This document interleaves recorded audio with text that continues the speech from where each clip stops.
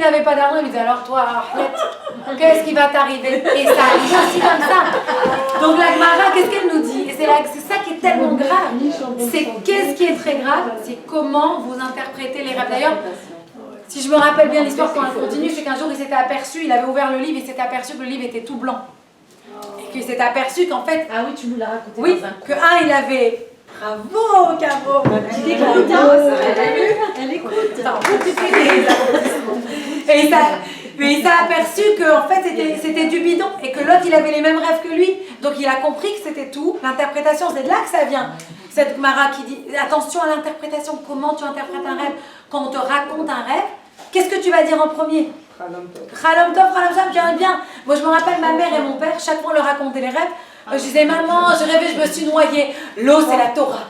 Tu vas être entourée de Torah. Je me rappelle.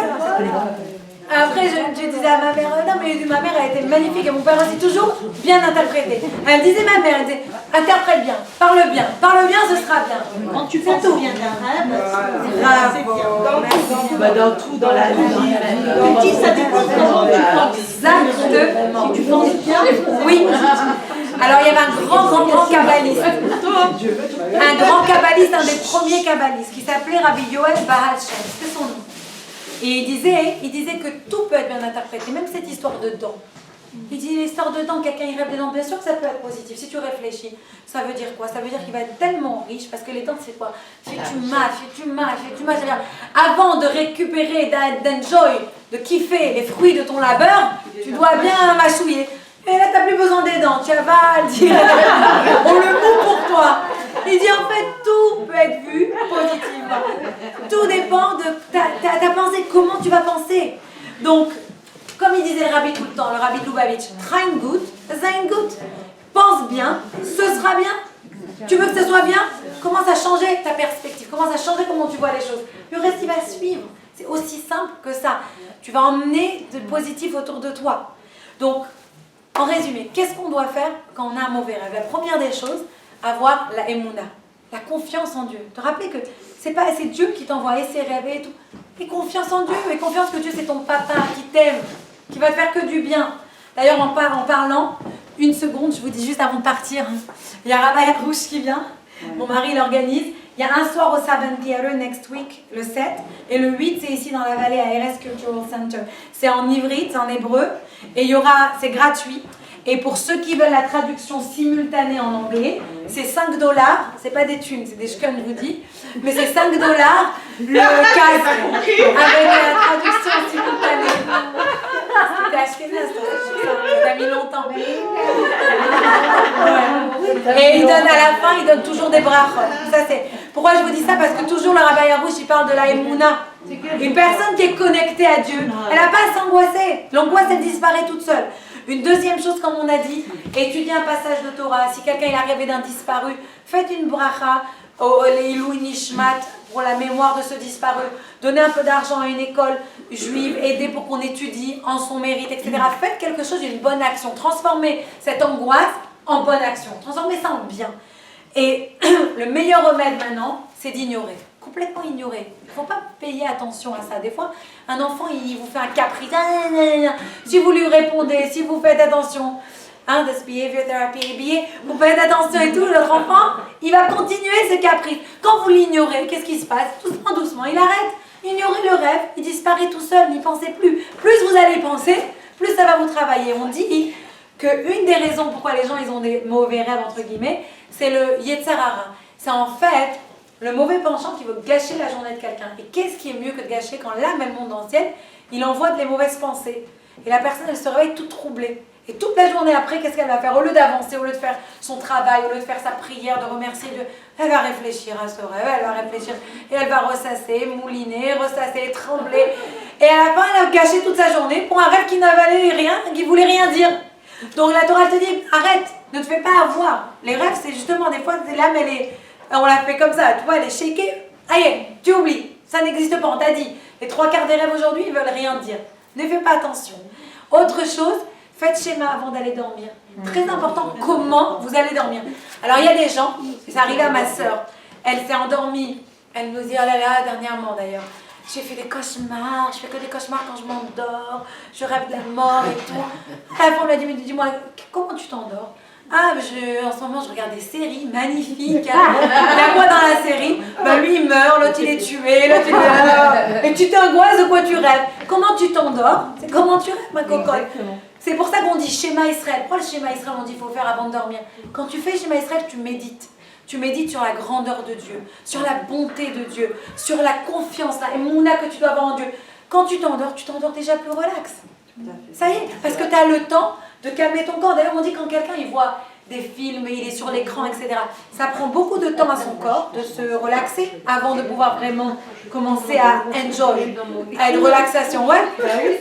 Combien ils s'endorment devant des films, devant des trucs, après ils rêvent. Regarde, moi je fais schéma Israël et après je regarde des séries. Parce que si je regarde des séries, je me rends pas compte, je ne fais pas schéma Israël. Schéma Israël, c'est juste avant de faire Bon, alors, ok, ne pas aller au lit énervé. Je sais que c'est facile à dire, on est mariés, mais c'est important.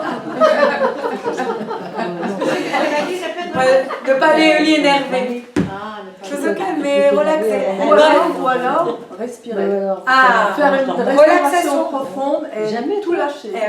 Ça marche comme ça. Mais alors, Elle va vous faire aller la voir. Oui, tout le monde. Parce que tout le monde parle de ce sujet. C'est les mêmes rêves. Par exemple, une personne peut avoir le même rêve qu'une autre personne. Ah, alors ça c'est autre chose. Il y a des gens qui peuvent rêver de vous, et il y a vous qui pouvez rêver d'eux. Et des fois, pourquoi? Parce que ça c'est... Oui, ça arrive. Alors ça c'est qu'il faut peut-être voir pourquoi le même rêve arrive à certaines personnes. Beaucoup d'histoires comme ça. Et des fois il y avait un message. C'était quelque chose que toutes les personnes elles devaient faire. D'ailleurs, je vais en raconter une histoire comme ça va répondre. Je vais juste terminer en disant la dernière solution, qui est la plus courante, et que la Gemara aussi elle nous donne. C'est que quand il y a Birkat Kohanim, quand il y a la bénédiction des Kohanim, c'est très important. Il y a une bénédiction que vous trouvez juste à côté de la bracha des Kohanim, c'est la bénédiction des rêves. Et en général, on la lit. Bon, en général, la plupart des communautés, ils lisent à Yom Tov. Pardon. Ils lisent à Yom Tov, je vais vous la montrer et je l'ai imprimée là. Je l'ai imprimée là en français. Et en général, quand les Kohanim, ils font Yevarechecha, Hashem, Yishmerecha avec les doigts que je ne sais pas faire, à ce moment-là, on lit la bénédiction. Et on termine de la lire en même temps que les Kohanim, parce que c'est là que tout le monde répond Amen. Pour que notre prière... Et qu'est-ce qu'on dit dans cette prière? C'est très intéressant. On dit Dieu, tous les rêves que j'ai faits, s'il te plaît, qu'ils aient un sens ou qu'ils n'aient pas de sens, que quelqu'un a rêvé de moi ou que j'ai rêvé de quelqu'un, s'il te plaît, s'ils ne sont pas bien, guéris-les. Guéris-les. Et fais comme tu as guéri Myriam quand elle a eu la lèpre, quand tu as guéri Miaou, etc. Et si c'est des bons rêves, s'il te plaît, accomplis-les. Fais-les qu'ils s'accomplissent, fais-les qu'ils existent. Et bénis-moi, etc. Donc c'est une bénédiction qu'on lit au moment de Birkat Kohanim. Sukkot, Shavuot, Pessah, à chaque fois qu'il y a Yom Tov. Et je sais que chez les Séfaradim, il y a beaucoup qui font même Birkat Kohanim tous les Shabbats. Donc c'est oui, bien sûr. Et ça peut être lu. À chaque fois qu'il y a Birkat Kohanim, c'est là. S'il y a un rêve qui vous trouble, vous le lisez. Et c'est là, pourquoi maintenant Birkat Kohanim? Qui c'est qui peut me dire pourquoi Birkat Kohanim? Pourquoi pas un autre moment? Pourquoi la Gemara nous dit c'est là qu'il faut que tu lises cette prière des rêves? Quel rapport le Kohen et les rêves? C'est lui qui protégeait, non? Oui, mais alors pourquoi il faut lire pendant qu'il fait le Birkat Kohanim? Pourquoi à ce moment-là précisément? Si c'est le Kohen, tu vas voir le rabbin. Tu viens de dire tout le monde dit Amen. Hein? Tu viens de dire, comme ça tout le monde répond Amen. Bravo. Et il y a une autre raison.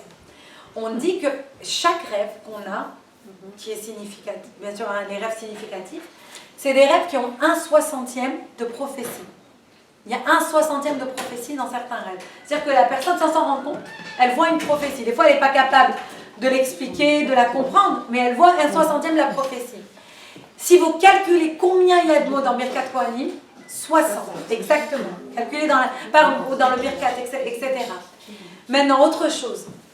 Le Kohen, quand il va faire Birkat Kohanim, pourquoi on n'a pas le droit de les regarder? Vous vous êtes déjà posé la question? Pourquoi?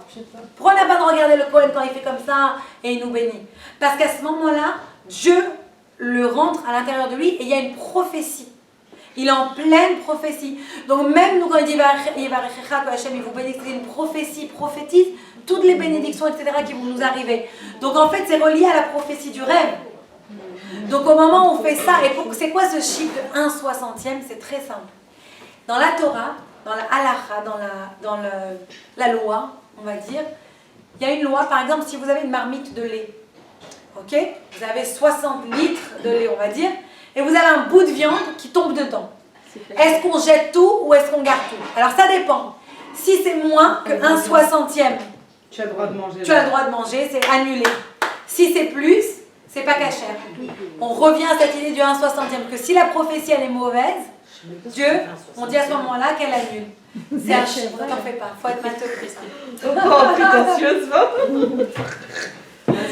Donc ça c'est Rabbi Elimelech de Lizensk et Rabbi Eliyahu, il y a Eliyahu Cohen qui nous apprennent ça. Donc on voit qu'il y a une relation directe entre le Birkat Kohanim et les rêves et les prophéties. Et je voudrais juste terminer avec deux petites histoires. Il y en a une que j'ai lue sur Torah Box, parce que vous savez que hier et avant-hier, c'était la Iloula de Baba Sali. T'as pas fini la deuxième signification de Youssef là? Oui. Alors Baba Saleh, il était, comme vous le savez, un énorme tzaddik. Et un jour, une femme qui est venue, qui a couru chez lui, et elle est venue lui pleurer, Mais les femmes, en général, elles ne rentraient pas voir Baba Saleh seule. Elles restaient dans l'antichambre et elles donnaient leur message au shamash parce qu'il était très très très pudique, très tsniout. Et Baba Saleh, il était donc dans son antichambre et le shamash, le serviteur, non pas le serviteur, le secrétaire était dehors. Et le secrétaire, il lui a dit, tu peux pas rentrer. Et elle pleurait, elle a dit, j'ai rêvé de Baba Saleh, il faut que je lui parle, j'ai rêvé, il faut que je lui parle. Alors il lui a dit, écoute, ok, qu'est-ce que tu veux, une bénédiction? Je lui ai demandé une bénédiction. Non, je veux lui raconter mon rêve. Il a dit, mais tu peux pas. Il faut que toi tu lui racontes le rêve. Il lui a dit, écoute, regarde tout le monde qui attend, qu'est-ce que je vais maintenant lui raconter ton rêve? Mais elle a été tellement, elle a insisté, elle n'a pas lâché l'affaire. Il lui a dit, ok, je vais aller raconter à Baba Saleh ton rêve. C'est quoi ton rêve? Elle lui a dit, écoute, j'ai rêvé la nuit dernière que j'étais en train de pleurer, il y avait Baba Saleh dans une pièce avec moi, et je lui dis, Baba Saleh, bénis-moi pour avoir des enfants, je ne peux pas avoir des enfants, bénis-moi. Et il avait une bouteille d'arak. Et vous savez qu'il faisait beaucoup de miracles avec ces bouteilles d'arak. Et il avait la bouteille d'arak, il lui dit, je t'en supplie, bénis-moi. Il lui a dit, je ne peux pas te bénir, d'abord, je dois prier dans le ciel pour voir s'ils permettent que je te donne la bénédiction. Et il a pris la bouteille d'arak, et à un moment, le bouchon, il a fait pop. Et là, il a dit, bon, ben, si Dieu veut, ça c'est un bon signe. Alors elle a dit, je veux que tu lui racontes le rêve et je veux la bénédiction, s'il te plaît, qu'il me bénisse pour avoir des enfants, je t'en supplie. Le shamash, il est rentré dans le bureau de Baba Saleh et il lui a raconté le rêve. Quand il a terminé, Baba Saleh, il a commencé à rigoler. Il a dit quoi, elle se rappelle pas que je lui ai souhaité d'avoir des enfants à la fin du rêve? Il est ressorti le shamash, il lui a dit, et elle a eu un garçon la même année. Donc ça, c'est une histoire. Mais il y avait tellement d'autres, je ne savais plus où m'arrêter, mais c'était une histoire. Il y a une autre histoire que c'est mon mari qui m'a raconté tout à l'heure, et il a entendu de la personne donc à qui c'est arrivé. C'est une personne qui habite à West Hills, c'est très proche de chez nous. Une personne qui a raconté à l'ami de mon mari, Ilia, et c'est lui donc qui l'a raconté, qu'il était tombé dans le coma. Je ne sais pas exactement pourquoi, comment, il est tombé très très gravement malade, et il a rêvé. Il a rêvé donc qu'il était dans une pièce, et qu'il y avait plein de portes autour de lui, et qu'il était dans la pièce et il ne savait pas où aller. Il ne savait pas dans quelle porte aller ou passer. Et il voit donc un monsieur, un rabbin, qui rentre avec des clés. Il prend une clé, il ouvre une porte et il lui fait signe. Et donc, cette personne-là, elle va dans la porte, le rabbin n'est plus là, il prend cette porte et d'un seul coup, il se réveille, il est sur le lit d'hôpital, il s'est réveillé du coma. Il est comme un fou et il commence à raconter à tout le monde son histoire. Le rabbin, il vient le voir et un des rabbins, il vient le voir, etc. Jusqu'à ce qu'il voit la photo du rabbi de Lubavitch. Et il dit, mais c'est pas possible, c'était lui qui était dans mon rêve. C'était lui. Alors le rabbin, c'est autant le rabbi était vivant. Le rabbin, il lui dit, écoute, tu vas aller le voir, il est à New York. Donc il va à Crown Heights, il va donc au 770, là où le rabbi faisait ses discours, et il arrive dans la synagogue du rabbi au 770 Eastern Parkway, pendant que le rabbi faisait un discours. Et il rentre dans la pièce, il rentre dans la énorme synagogue, et le rabbi, il est en train de parler, et d'un seul coup, les yeux du rabbi s'arrêtent sur lui. Et le rabbi le regarde, et il sort de sa poche une clé. Non, oh my God, et il remet la clé dans la porte. Et ça, donc la personne, elle est à West Hills. Donc si vous voulez, vous pouvez même lui demander plus de détails. Donc, l'idée, elle est quoi? Religieux? Pardon? Il était religieux, il est devenu religieux? Je sais pas. Ça, j'ai pas demandé à mon mari. Mais je demanderai. Bien savoir. Et je vais juste terminer avec une petite idée. Chacune, elle peut réfléchir. Les pensées positives. Quand on pense de manière positive, penser positivement, on crée la positivité. La pensée, elle crée une réalité. Donc vraiment, la leçon la plus importante de ce soir, c'est de penser positivement. Quand on a ses rêves, quand on a ses angoisses, etc. Toujours penser positif et ça crée une réalité positive. Et le rabbi dans la chassidoute, beaucoup de fois on disait ça, cette idée que je trouvais, et je voudrais terminer sur cette idée, que la galoute, l'exil qu'on vit maintenant, on n'a pas le Beth Amidash, on n'a pas notre temple, on n'a pas le Mashiach, on n'a pas le Messie, on n'a pas tout ça. On vit dans une période extrêmement difficile, des personnes meurent pour rien, il y a des catastrophes. Il y a encore cette semaine, j'ai perdu malheureusement une jeune fille que je connaissais tellement, depuis qu'elle était petite, et ça m'a brisé le cœur. Une petite fille qui était malade depuis des années, et malheureusement elle est partie. Je ne peux pas vous expliquer la douleur des parents. Il n'y a pas d'explication. Et ce qu'il faut comprendre, c'est justement que la Chassidut, elle explique que ce monde-là dans lequel on vit maintenant, cette période d'exil, on est en fait comme dans un rêve. On est en fait comme dans un rêve où il y a des choses qui se passent qui ne sont pas logiques, il y a des choses qu'on ne comprend pas, il y a des choses qui se mettent avant, après. Ça doesn't make any sense. Mais comment on peut s'en sortir?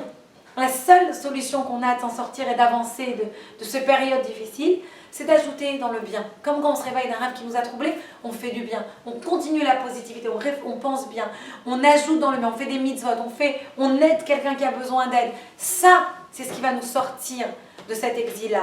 Et si vous regardez, en hébreu, je vais lire pour celles qui ne savent pas lire l'hébreu, en hébreu, comment on dit le rêve? Chalom.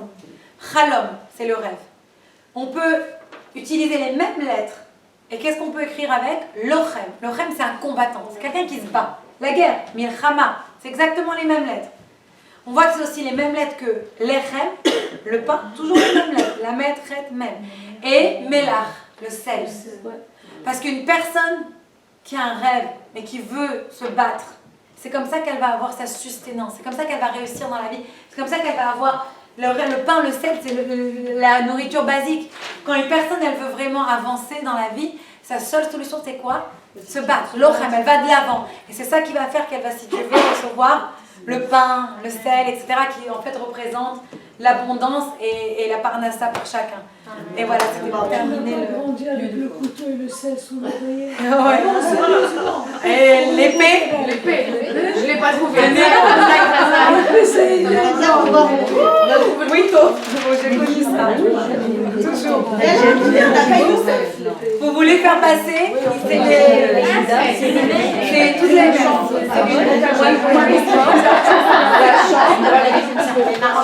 Sarah, tu sais qu'on a aussi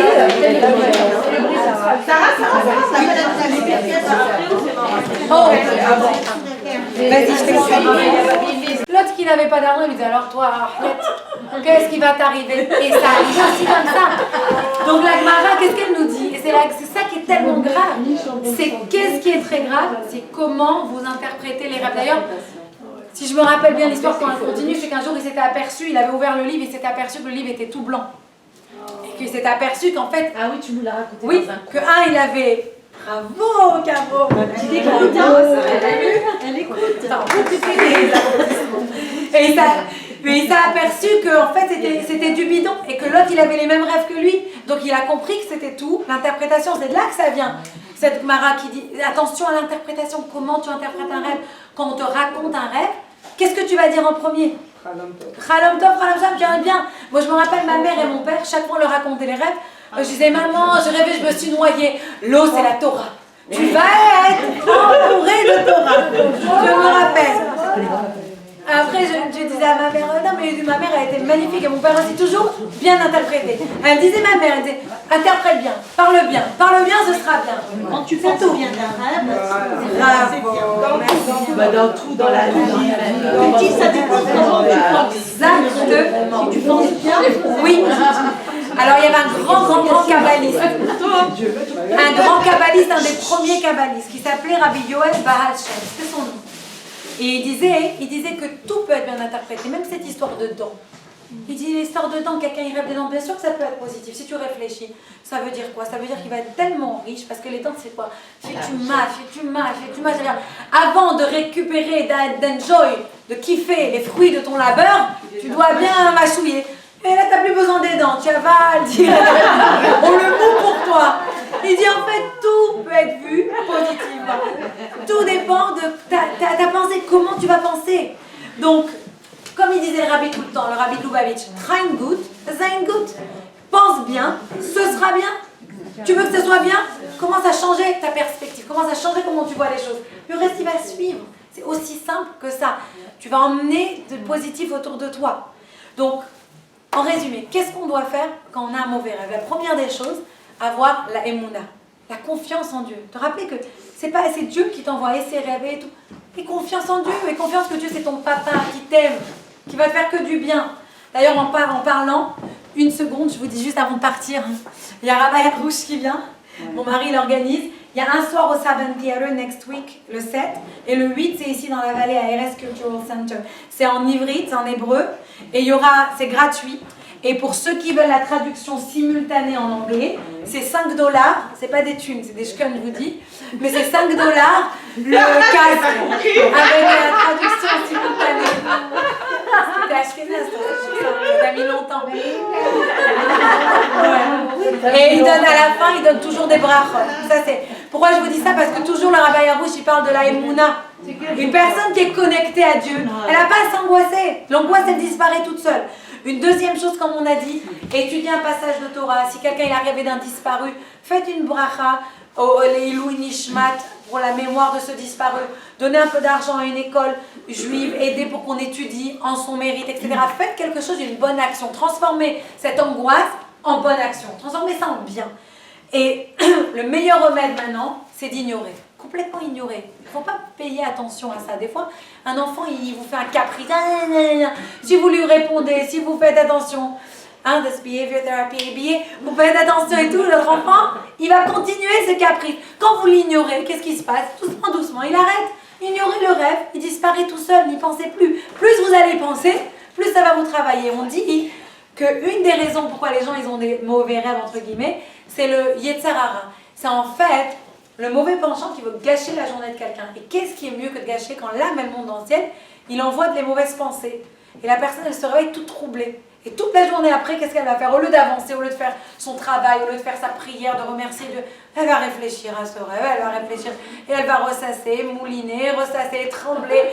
Et à la fin, elle a gâché toute sa journée pour un rêve qui n'avalait rien, qui voulait rien dire. Donc la Torah te dit, arrête, ne te fais pas avoir. Les rêves, c'est justement des fois, l'âme, on la fait comme ça, tu vois, elle est shakée.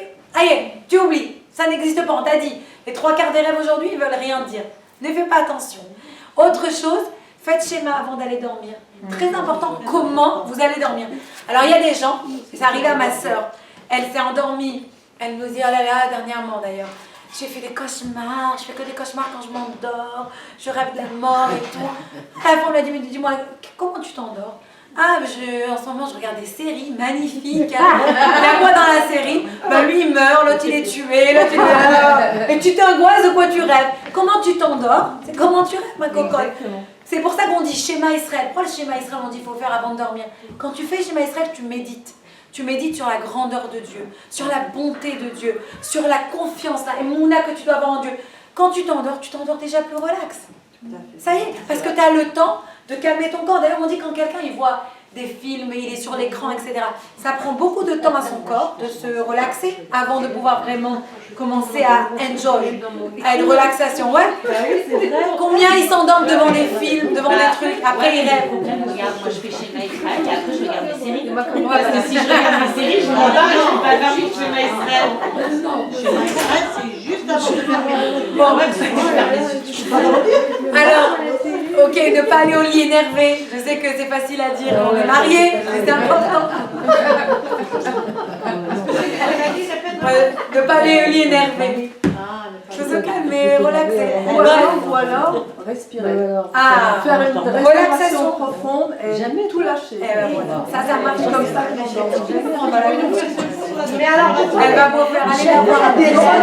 Oui, tout le monde. Parce que tout le monde parle de ce sujet. les mêmes rêves. Par exemple, une personne peut avoir le même rêve qu'une autre personne. Ah, alors ça c'est autre chose. Il y a des gens qui peuvent rêver de vous, et il y a vous qui pouvez rêver d'eux. Et des fois, pourquoi? Parce que ça c'est... Oui, ça arrive. Alors ça c'est qu'il faut peut-être voir pourquoi le même rêve arrive à certaines personnes. Beaucoup d'histoires comme ça. Et des fois il y avait un message. C'était quelque chose que toutes les personnes elles devaient faire. D'ailleurs, je vais en raconter une histoire comme ça va répondre. Je vais juste terminer en disant la dernière solution, qui est la plus courante, et que la Gemara aussi elle nous donne.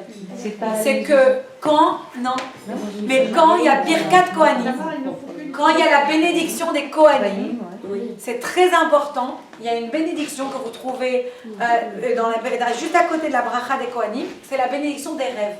Et en général, on la lit. Bon, en général, la plupart des communautés, ils lisent à Yom Tov. Pardon. Ils lisent à Yom Tov, je vais vous la montrer et je l'ai imprimée là. Je l'ai imprimée là en français. Et en général, quand les Kohanim, ils font Yevarechecha, Hashem, Yishmerecha avec les doigts que je ne sais pas faire, à ce moment-là, on lit la bénédiction. Et on termine de la lire en même temps que les Kohanim, parce que c'est là que tout le monde répond Amen. Pour que notre prière... Et qu'est-ce qu'on dit dans cette prière? C'est très intéressant. On dit Dieu, tous les rêves que j'ai faits, s'il te plaît, qu'ils aient un sens ou qu'ils n'aient pas de sens, que quelqu'un a rêvé de moi ou que j'ai rêvé de quelqu'un, s'il te plaît, s'ils ne sont pas bien, guéris-les. Guéris-les. Et fais comme tu as guéri Myriam quand elle a eu la lèpre, quand tu as guéri Miaou, etc. Et si c'est des bons rêves, s'il te plaît, accomplis-les. Fais-les qu'ils s'accomplissent, fais-les qu'ils existent. Et bénis-moi, etc. Donc c'est une bénédiction qu'on lit au moment de Birkat Kohanim. Sukkot, Shavuot, Pessah, à chaque fois qu'il y a Yom Tov. Et je sais que chez les Séfaradim, il y a beaucoup qui font même Birkat Kohanim tous les Shabbats. Donc c'est oui, bien sûr. Et ça peut être lu. À chaque fois qu'il y a Birkat Kohanim, c'est là. S'il y a un rêve qui vous trouve, vous le lisez. Et c'est là. Pourquoi maintenant Birkat Kohanim? Qui c'est qui peut me dire pourquoi Birkat Kohanim?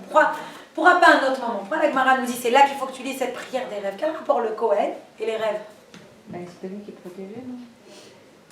Oui, mais alors pourquoi il faut lire pendant qu'il fait le Birkat Kohanim? Pourquoi à ce moment-là précisément?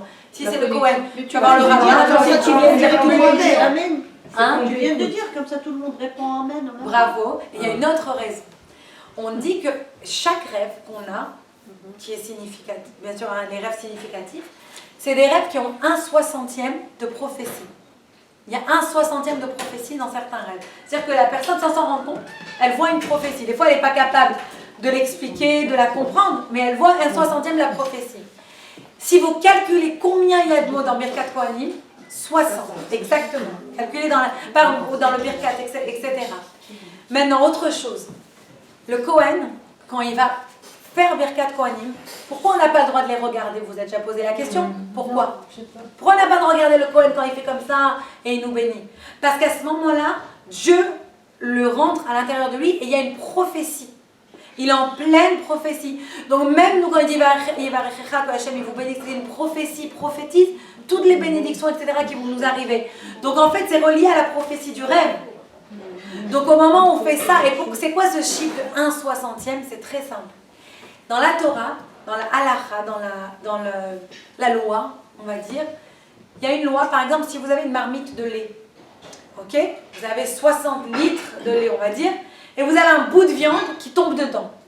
Est-ce qu'on jette tout ou est-ce qu'on garde tout? Alors ça dépend. Si c'est moins que 1/60e, tu as le droit de manger. Tu as le droit de manger, c'est annulé. Si c'est plus, c'est pas cachère. On revient à cette idée du 1/60e, que si la prophétie elle est mauvaise, Dieu, on dit à ce moment-là qu'elle annule. C'est un chiffre, t'en fais pas, faut être matheux Christ. Oh, prétentieusement. Donc ça c'est Rabbi Elimelech de Lizensk et Rabbi Eliyahu, il y a Eliyahu Cohen qui nous apprennent ça. Donc on voit qu'il y a une relation directe entre le Birkat Kohanim et les rêves et les prophéties. Et je voudrais juste terminer avec deux petites histoires.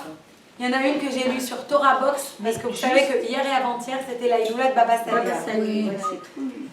T'as pas fini la deuxième signification de Youssef là? Oui. Alors Baba Saleh, il était, comme vous le savez, un énorme tzaddik. Et un jour, une femme qui est venue, qui a couru chez lui, et elle est venue lui pleurer. Mais les femmes, en général, elles ne rentraient pas voir Baba Saleh seule. Elles restaient dans l'antichambre et elles donnaient leur message au shamash parce qu'il était très très très pudique, très tsniout. Et Baba Saleh, il était donc dans son antichambre et le shamash, le serviteur, non pas le serviteur, le secrétaire était dehors. Et le secrétaire, il lui a dit, tu peux pas rentrer. Et elle pleurait, elle a dit, j'ai rêvé de Baba Saleh, il faut que je lui parle, j'ai rêvé, il faut que je lui parle. Alors il lui a dit, écoute, ok, qu'est-ce que tu veux, une bénédiction? Je lui ai demandé une bénédiction. Non, je veux lui raconter mon rêve. Il a dit, mais tu peux pas. Il faut que toi tu lui racontes le rêve. Il lui a dit, écoute, regarde tout le monde qui attend, qu'est-ce que je vais maintenant lui raconter ton rêve? Mais elle a été tellement, elle a insisté, elle n'a pas lâché l'affaire. Il lui a dit, ok, je vais aller raconter à Baba Saleh ton rêve. C'est quoi ton rêve? Elle lui a dit, écoute, j'ai rêvé la nuit dernière que j'étais en train de pleurer, il y avait Baba Saleh dans une pièce avec moi, et je lui dis, Baba Saleh, bénis-moi pour avoir des enfants, je ne peux pas avoir des enfants, bénis-moi. Et il avait une bouteille d'arak.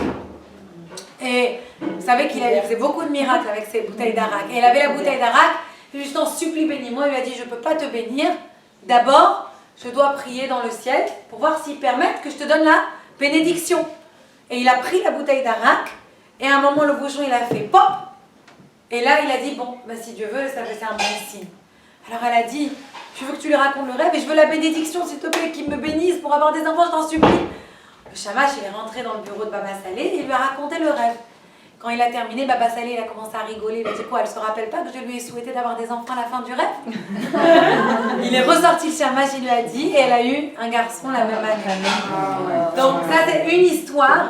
Mais il y avait tellement d'autres, je ne savais plus où m'arrêter, mais c'était une histoire. Il y a une autre histoire que c'est mon mari qui m'a raconté tout à l'heure, et il a entendu de la personne donc à qui c'est arrivé. C'est une personne qui habite à West Hills, c'est très proche de chez nous. Hein. Une personne qui a raconté à l'ami de mon mari, Ilia, et c'est lui donc qui l'a raconté, qu'il était tombé dans le coma. Je ne sais pas exactement pourquoi, comment, il est tombé très très gravement malade, et il a rêvé. Il a rêvé donc qu'il était dans une pièce, et qu'il y avait plein de portes autour de lui, et qu'il était dans la pièce et il ne savait pas où aller. Il ne savait pas dans quelle porte aller ou passer. Et il voit donc un monsieur, un rabbin, qui rentre avec des clés. Il prend une clé, il ouvre une porte et il lui fait signe. Et donc, cette personne-là, elle va dans la porte, le rabbin n'est plus là, il prend cette porte et d'un seul coup, il se réveille, il est sur le lit d'hôpital, il s'est réveillé du coma. Il est comme un fou et il commence à raconter à tout le monde son histoire. Le rabbin, il vient le voir et un des rabbins, il vient le voir, etc. Jusqu'à ce qu'il voit la photo du rabbi de Lubavitch. Et il dit, mais c'est pas possible, c'était lui qui était dans mon rêve. C'était lui. Alors le rabbin, c'est autant le rabbi était vivant. Le rabbin, il lui dit, écoute, tu vas aller le voir, il est à New York. Donc il va à Crown Heights, il va donc au 770, là où le rabbi faisait ses discours, et il arrive dans la synagogue du rabbi au 770 Eastern Parkway, pendant que le rabbi faisait un discours. Et il rentre dans la pièce, il rentre dans la énorme synagogue, et le rabbi, il est en train de parler, et d'un seul coup, les yeux du rabbi s'arrêtent sur lui. Et le rabbi le regarde, et il sort de sa poche une clé. Non, oh my God, et il remet la clé dans la poche. Et ça, donc la personne, elle est à West Hills. Donc si vous voulez, vous pouvez même lui demander plus de détails. Donc, l'idée, elle est quoi? Religieux? Pardon? Il était religieux, il est devenu religieux? Je sais pas. Ça, j'ai pas demandé à mon mari. Mais je demanderai. Bien savoir. Et je vais juste terminer avec une petite idée. Chacune, elle peut réfléchir. Les pensées positives. Quand on pense de manière positive, penser positivement, on crée la positivité. La pensée, elle crée une réalité. Donc vraiment, la leçon la plus importante de ce soir, c'est de penser positivement. Quand on a ses rêves, quand on a ses angoisses, etc. Toujours penser positif, et ça crée une réalité positive. Et le rabbi dans la chassidoute, beaucoup de fois on disait ça, cette idée que je trouvais, et je voudrais terminer sur cette idée, que la galoute, l'exil qu'on vit maintenant, on n'a pas le Beth Amidash, on n'a pas notre temple, on n'a pas le Mashiach, on n'a pas le Messie, on n'a pas tout ça. On vit dans une période extrêmement difficile, des personnes meurent pour rien, il y a des catastrophes. Il y a encore cette semaine, j'ai perdu malheureusement une jeune fille que je connaissais tellement, depuis qu'elle était petite, et ça m'a brisé le cœur. Une petite fille qui était malade depuis des années, et malheureusement elle est partie. Je ne peux pas vous expliquer la douleur des parents. Il n'y a pas d'explication. Et ce qu'il faut comprendre, c'est justement que la Chassidut, elle explique que ce monde-là dans lequel on vit maintenant, cette période d'exil, on est en fait comme dans un rêve. On est en fait comme dans un rêve où il y a des choses qui se passent qui ne sont pas logiques, il y a des choses qu'on ne comprend pas, il y a des choses qui se mettent avant, après. It doesn't make any sense. Mais comment on peut s'en sortir? La seule solution qu'on a de s'en sortir et d'avancer de cette période difficile, c'est d'ajouter dans le bien. Comme quand on se réveille d'un rêve qui nous a troublés, on fait du bien, on continue la positivité, on pense bien, on ajoute dans le bien, on fait des mitzvot, on aide quelqu'un qui a besoin d'aide. Ça, c'est ce qui va nous sortir de cet exil-là. Et si vous regardez, en hébreu, je vais lire pour celles qui ne savent pas lire l'hébreu, en hébreu, comment on dit le rêve? Chalom. Chalom, c'est le rêve. On peut utiliser les mêmes lettres. Et qu'est-ce qu'on peut écrire avec? Lochem. Lochem, c'est un combattant. C'est quelqu'un qui se bat. La guerre, milchama, c'est exactement les mêmes lettres. On voit que c'est aussi les mêmes lettres que lechem, le pain, toujours les mêmes lettres. La metret même. Et melach, le sel. Parce qu'une personne qui a un rêve, mais qui veut se battre, c'est comme ça qu'elle va avoir sa sustenance. C'est comme ça qu'elle va réussir dans la vie. C'est comme ça qu'elle va avoir... Le pain, le sel, c'est la nourriture basique. Quand une personne, elle veut vraiment avancer dans la vie, sa seule solution, c'est quoi? Se battre. L'ochem, elle va de l'avant. Et c'est ça qui va faire qu'elle va, si Dieu veut, recevoir le pain, le sel, etc., qui en fait représente l'abondance et la parnassa pour chacun. Et voilà, c'était pour terminer le... avec le couteau et le sel sous l'oreiller. Ouais. Et l'épée. Je ne l'ai pas trouvé. Oui, j'ai connu ça. Toujours. Vous voulez faire passer? C'est toutes les mêmes.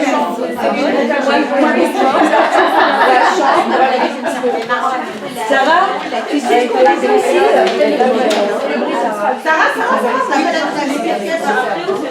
Oh, vas-y, je t'explique.